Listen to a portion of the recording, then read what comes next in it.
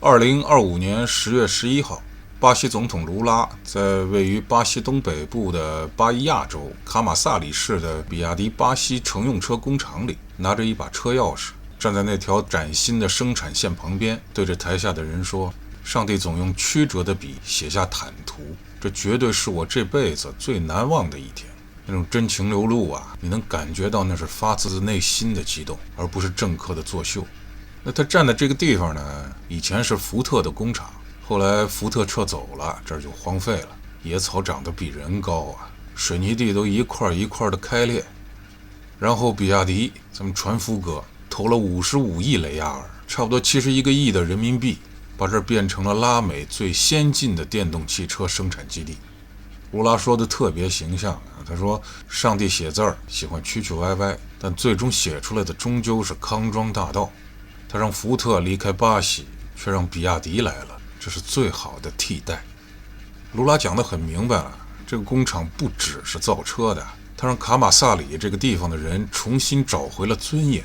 这家工厂里的工人很多都是当年福特关门以后失业的，现在他们又能穿着工作服昂首挺胸地走在街上了。当场那些工人听着都他妈觉得挺解气啊。比亚迪在巴西可不是突然冒出来的，他们在这儿已经深耕了11年，从最早的几辆电动大巴开始，到现在已经是巴西新能源汽车市场的销冠了，连续2年都是第一。那数据是撒不了谎的，他们在巴西已经有了超过17万名车主，光是今年1到8月就卖了67244辆车。这座新工厂是比亚迪在亚洲以外最大的生产基地，也是整个拉丁美洲最大的电动汽车工厂，一年能造30万辆车。王传福在现场说的也很实在，他说比亚迪在巴西不是来赚快钱的，是来做长期伙伴的。这话不是空话，他们真的创造了2万个工作岗位，这对当地社区来说简直是雪中送炭。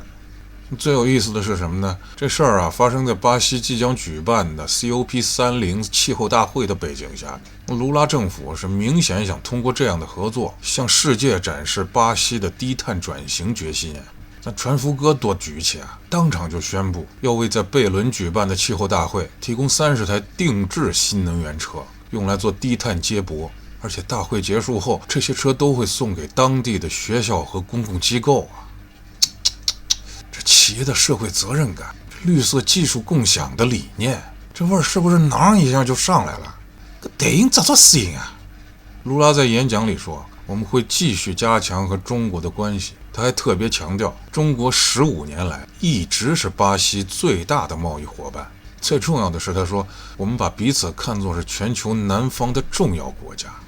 不容易啊，发展中国家总算是系统性的开始抱团了。西方那套体系还值不值得依赖？很多耳聪目明的元首们应该心里门清吧。那就在这场仪式开始前呢，巴伊亚州议会刚刚通过决议，把比亚迪工厂正门前的那条路正式改名叫比亚迪路。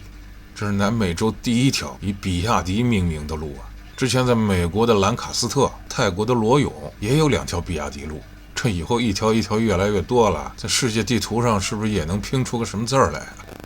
总之，这条新路呢，不光是比亚迪的全球化之路，也是巴西的再工业化之路，更是所有发展中国家都在寻找的可持续发展之路。